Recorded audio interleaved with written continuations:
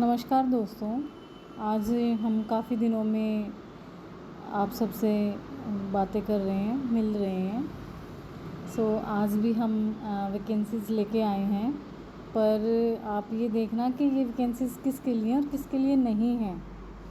चलिए देखते हैं। आज जो ये वैकेंसीज़ हैं, ये government of NCT of Delhi subordinate service selection board, इसका शॉर्ट नेम है DSSB, ठीक है।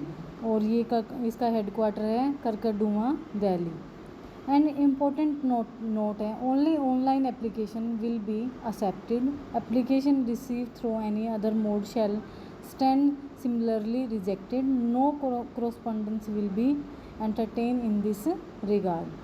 अब ये यहाँ पे हम देख लेते हैं शुरुआत में ही कि हाँ, opening date for submission of online application 17 August 2023 and closing date for submission of online application 15 September 2023। And आपकी ये डेट है, इनको अच्छे से आप लिख लीजिएगा, क्योंकि अभी ये ऑनलाइन एप्लीकेशन शुरू नहीं हुई है। ये 17 तारीख, आज से 10 दिन बाद, आज 7 तारीख है, आज से 10 दिन बाद ये ऑनलाइन एप्लीकेशन शुरू हो जाएंगे और 15 सितंबर तक ये रहेंगे। और इनको देखो, अभी फेस्टिवल आ रहे हैं और फेस्टिवल के चक्करों में कभी आप इन वैकेंसीज़ को भूल मत जाना। आप शुरू में ही इनको अपने एप्लीकेशन फॉर्म को फिल कर दें। अब देख लेते हैं कौन कौन सी वैकेंसी आई हैं। देखिए, ये जो पोस्ट कोड है ये आपको ज़रूर याद रखना है, क्योंकि इस पोस्ट कोड से ही आप क्वालिफ़िकेशन वगैरह सारी चेक कर सकते हैं। जो आपके डिपार्टमेंट के नॉलेज में, आपके आसपास में आपके फ्रेंड्स हैं, कलीग्स हैं, जिस टाइप का भी कोर्स किए हुए हैं उनको आप इन्फॉर्म कर सकते हैं कि आपकी वैकेंसीज़ आई हुई हैं। Music teacher, TGT, publicity assistant, photographer, surveillance worker and laboratory assistant, senior scientific assistant biology, senior scientific assistant ballistic, laboratory assistant ballistic. अब आगे देखते हैं हम कि और कौन कौन सी वैकेंसी हैं। आगे वैकेंसीज़ हैं हमारी scientific assistant, laboratory assistant, scientific assistant, laboratory assistant physics, lab assistant grade 4, assistant OT technician. देखिए, हमारे डिपार्टमेंट, जो मेडिकल डिपार्टमेंट हम बोल सकते हैं, वो यहाँ से शुरू होंगी। 47/23 असिस्टेंट OT असिस्टेंट की जो पोस्ट है वो 118 है, 118। और टेक्नीशियन OT उनकी हैं 72। Audiometric assistant 13, technical assistant 8, assistant security officer 1, रिफ्रैक्शनिस्ट की हैं 24। एंड ऑक्यूपेशनल थेरेपिस्ट, किसी ने भी, कोई भी फिजियोथेरेपी, जो भी फिजियोथेरेपिस्ट कैंडिडेट हैं, उन्होंने ऑक्यूपेशनल थेरेपिस्ट का भी कोर्स अगर किया है या डिप्लोमा भी किया है तो आप अपनी क्वालिफ़िकेशन चेक करें ऑक्यूपेशनल थेरेपिस्ट की भी और फॉर्म को फिल कर दें। वहाँ पे आपकी वैकेंसी हैं 12। और रेडियोग्राफर की हैं 32 वैकेंसी, स्पीच थेरेपिस्ट की ओनली 3, असिस्टेंट डाइटिशियन 25। हमारे लिए इम्पोर्टेंट पोस्ट है 57/23 और वो है फिजियोथेरेपिस्ट। देखना कि फिजियोथेरेपिस्ट की वैकेंसी कितनी है, 21। जनरल की हैं 12, OBC की 3, SC की 4, ST की कोई वैकेंसी नहीं है अब की बार, और EWS की 2 वैकेंसी हैं। तो टोटल 21 है। और PWB की भी, BD की भी वैकेंसीज़ हैं 2 और 1। आगे चलते हैं, देखते हैं assistant grade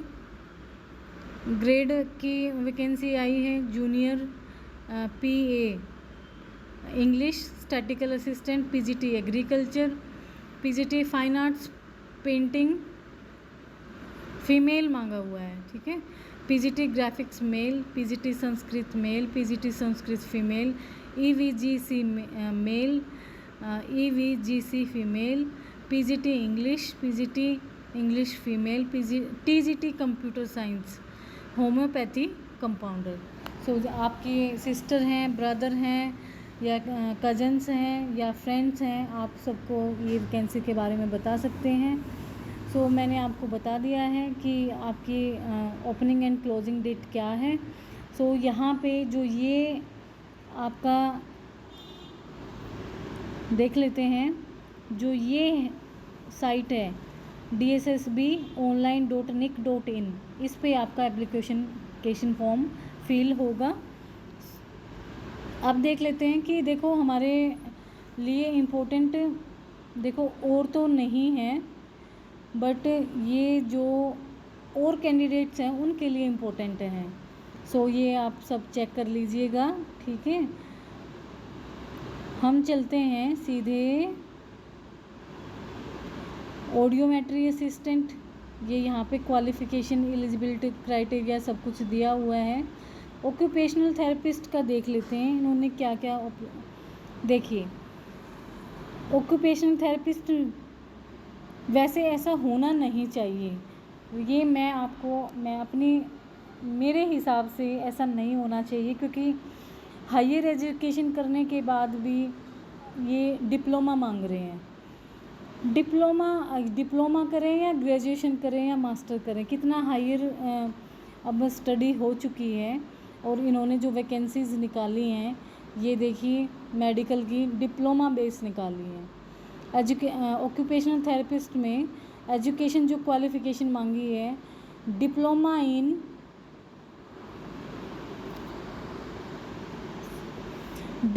in occupational therapy from a recognized institute and 2 year experience in occupational therapy in a hospital। आप ये देखिए यहाँ पर और करके ग्रेजुएशन भी लिख सकते थे कि डिप्लोमा वाले भी फिल कर सकते हैं और ग्रेजुएशन वाले भी फिल कर सकते हैं, पर नहीं, यहाँ पे सिर्फ डिप्लोमा के लिए ही पोस्ट आई हैं ये। और ग्रेड पे आपका 4200 है। ग्रुप सी आपकी ये जॉब है। एज लिमिट 18 से 32 साल है। Age relaxation will be given as per the table at para 7। फिर है रेडियोग्राफर की। रेडियोग्राफर में भी आप देख लीजिएगा डिप्लोमा, देखो इसमें और करके मांगा गया है। Certificate 2 year course in radiography, diploma 2 years course in radiography, BSc radiography and radiological technology from इनका तो इन्होंने मांगा हुआ है कि और करके ग्रेजुएशन भी मांगी हुई है, बट ऑक्यूपेशनल थेरेपिस्ट में बिल्कुल भी नहीं ऐसा दिया गया है।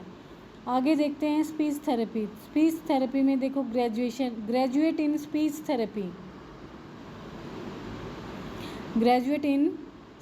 Therapy pathology from recognised university, 2 year experience as a speech therapist, knowledge desirable, knowledge of several Indian and foreign languages, experience as mentioned above। पे स्केल ये भी ग्रुप सी है, 4200 पे ग्रेड है, 18 से 30 साल है और एज रिलैक्सेशन भी इनको गिवन है। हमें असिस्टेंट डाइटिशियन, देखो असिस्टेंट डाइटिशियन को PG diploma in dietetics, BSc home science, home economics, 1 year experience दिया हुआ है। अब चलते हैं हम फिजियोथेरेपिस्ट की बात करते हैं, क्वालिफ़िकेशन की बात करते हैं। आपको ये तो पता लग गया है कि कितनी वैकेंसी हैं। कोड नंबर 57/23, जनरल कैटेगरी की 12 पोस्ट हैं, ओबीसी की 3 हैं, एससी की 4 हैं और ईडब्ल्यूएस की 2 हैं, टोटल मिला के 21 हैं। सो पीडब्ल्यूबीडी इंक्लूडिंग कैटेगरी ए की 1 है, बी की 1 है और नील है। Ex serviceman 2, SP 1। अब देखते हैं एजुकेशन क्वालिफिकेशन। देखिए यहाँ पे इन्होंने क्या किया है, सिर्फ only diploma in physiotherapy from a recognised institute, जो कि मुझे देखने में बिल्कुल भी अच्छा नहीं लगा, ठीक है, और ऐसा नहीं होना चाहिए। यहाँ पे और करके अगर ये ग्रेजुएशन भी कर देते तो एटलीस्ट ग्रेजुएशन वाले बच्चे भी इस एग्ज़ाम को, इस वैकेंसी को अटेम्प्ट कर पाते, बट नहीं, हमारे लिए कोई ऑप्शन ही नहीं आया। और ये भी वैकेंसी ग्रुप सी की है, 4200 ग्रेड पे है। Age limit 18 to 32 years. Age relaxation will be given as per the table at para 7। अब आप यहाँ देखने की बात है कि 18 से 32 साल तो एज होनी चाहिए। अगर आप उससे अबव हैं तो एज रिलैक्सेशन में आपको कंसेशन मिलेगा। वो किसको मिलेगा वो मैं आपको बता देती हूँ। वो उनको मिलेगा जो दिल्ली के रेजिडेंसी में है, दिल्ली की का ओबीसी सर्टिफिकेट है, एससी सर्टिफिकेट है और ईडब्ल्यूएस सर्टिफिकेट है। सिर्फ उनको ही ये एज रिलैक्सेशन मिलेगी, अदरवाइज़ अदर स्टेट को ये नहीं मिलेगी। वो क्यों? क्योंकि ये सेंटर जॉब नहीं है, ये दिल्ली स्टेट जॉब है जिसको बोलते हैं एमसीडी, ठीक है। तो ये वैकेंसी दिल्ली ने निकाली है, ना कि सेंटर ने निकाली है। सो अदर स्टेट के जो ओबीसी चाहे वो सेंटर के भी बनवा लें पर वो नहीं इसमें इंक्लूड करेंगे। तो जो दिल्ली के कैंडिडेट हैं जिनकी रेजिडेंसी है, सर्टिफिकेट्स हैं, वो इस वैकेंसी को फिल कर सकते हैं। आगे आपकी वैकेंसीज और भी हैं। असिस्टेंट ग्रेड है, जूनियर पर्सनल असिस्टेंट है, स्टैटिकल असिस्टेंट है, पीजीटी एग्रीकल्चर है, मेल फीमेल हैं, फाइन आर्ट्स पेंटिंग है, बैचलर इन फाइन आर्ट। सो ये सारा जो भी है आप जिसको भी भेजना चाहेंगे आप भेज सकते हैं। PGT graphics, PGT Sanskrit. तो ये काफ़ी सारी वैकेंसीज़ हैं, आप इनको देख लीजिएगा, अच्छे से पढ़ ले। कोई भी जो फिजियोथेरेपिस्ट हैं, कैंडिडेट्स हैं, जिन्होंने अगर डिप्लोमा कर रखा है या पीजी डिप्लोमा कर रखा है या कोई भी डिप्लोमा शुरू में किया हुआ है, तो वो कैंडिडेट इसको ज़रूर फील करें। और जो बाहर स्टेट के जो कैंडिडेट हैं वो चाहे किसी भी कैटेगरी के हों, वो जनरल कैटेगरी में अपना फॉर्म फिल करें, क्योंकि वो वैलिडेशन में तो नहीं आएगा। वो कैटेगरी तो आपसे पूछेगा, बट आप अदर स्टेट होंगे तो वो एप्लीकेशन फॉर्म आपका रिजेक्ट हो सकता है। सो आप उसको जनरल में फिल करें। दूसरे जो स्टेट के हैं, दिल्ली से अदर स्टेट के, जनरल में ही आप अपने सीट को फिल करें।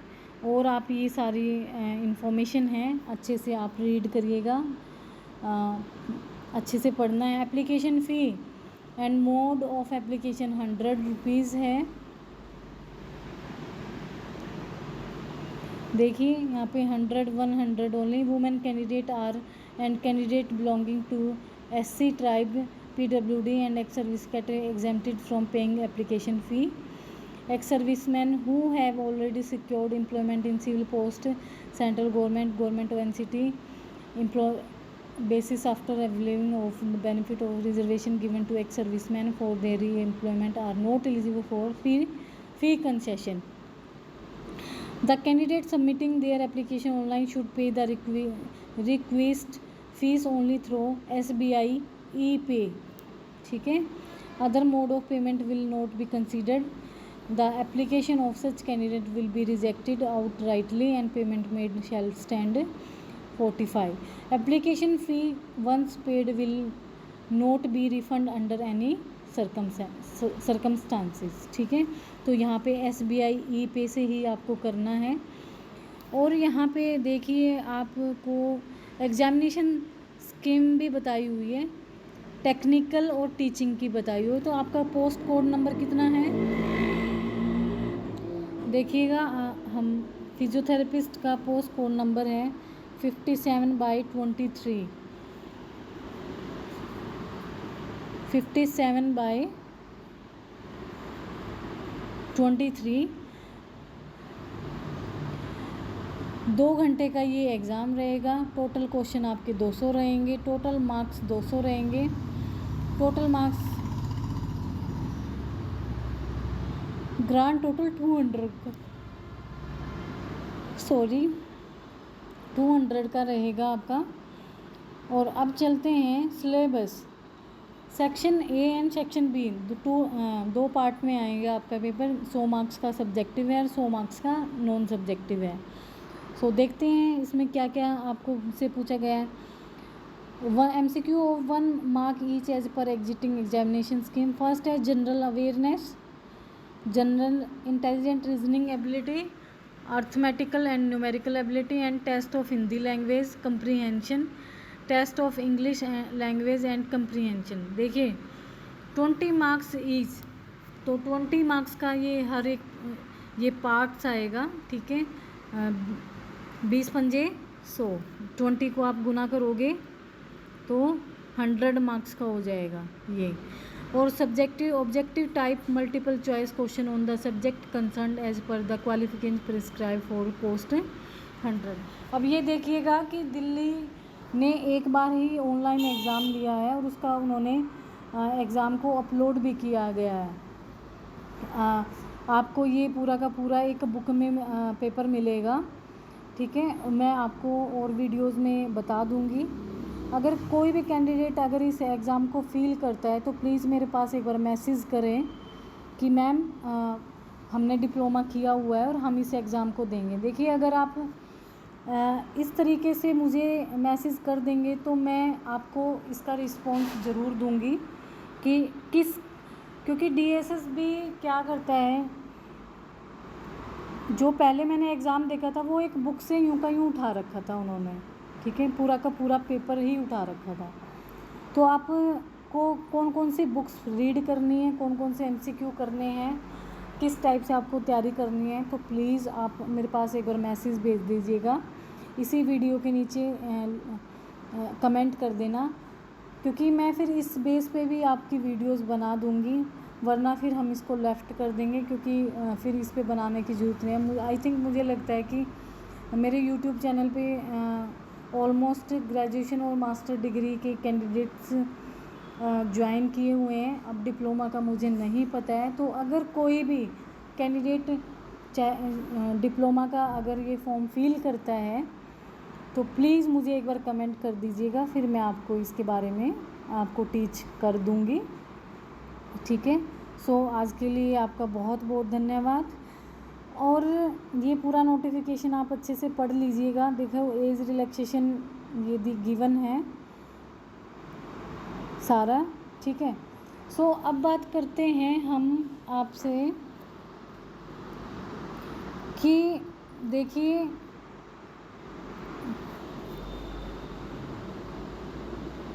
जिन कैंडिडेट्स को डाउट होता है प्लीज़ वो इस तरीके के डाउट्स ना करें, क्योंकि देखो मैम अब मैं आज ही एक मैसेज आया है और उनको मैं हार्टली थैंक यू बोलना चाहूँगी।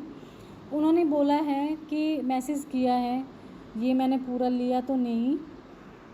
सो ये comment on AIIMS physiotherapist Rohtak PGI DSSB marathon physio 6 में आप चेक भी कर सकते हैं। मैम आपके नोट्स को एक बार पूरा देख चुका हूँ, अब दोबारा देखकर नोट्स बना रहा हूँ। इतना अच्छा नोट्स मैंने किसी यूट्यूब पर नहीं देखा। आपका अभी तक एग्ज़ाम क्लियर हुआ क्यों नहीं? क्योंकि वो मुझसे पूछना चाह रहा है कैंडिडेट कि आपने इतने अच्छे नोट्स बना रखे हैं और आपका फिर सिलेक्शन क्यों नहीं हुआ। तो वो मेरा सिलेक्शन, चलो इसके बारे में बता दूंगी।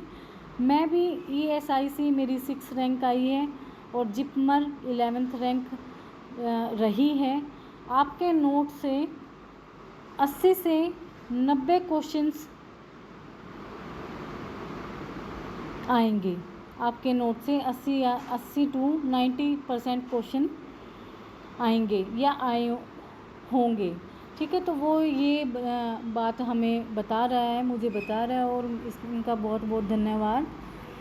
और इनके क्वेश्चन का जवाब मैं अभी दे देती हूँ। आपका अभी तक हुआ क्यों नहीं? क्योंकि देखो आपका गुड लक है कि अब बैक टू बैक वैकेंसीज़ निकल रही हैं। जब जिस टाइम पे हम थे उस टाइम पे 5-5 साल में 4 वैकेंसीज़ आती थी और जिनका हमें कोई आता पता नहीं था। मैं सिर्फ 2 ही बार एग्ज़ाम दिए हैं एम्स के, और जिसमें मेरा सिलेक्शन नहीं हुआ है। पर मुझे कोई देखो, ज़रूरी नहीं होता कि हर कैंडिडेट ही पास होता है।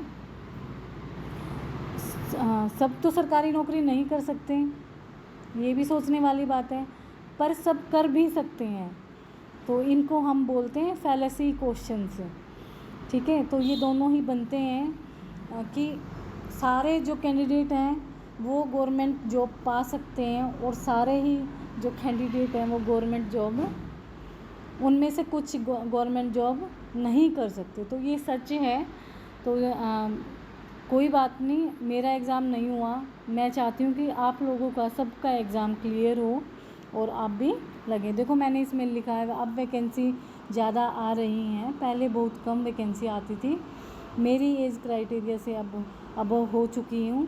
मैंने 2 बार ही एग्ज़ाम दिए हैं, और थैंक यू सो मच।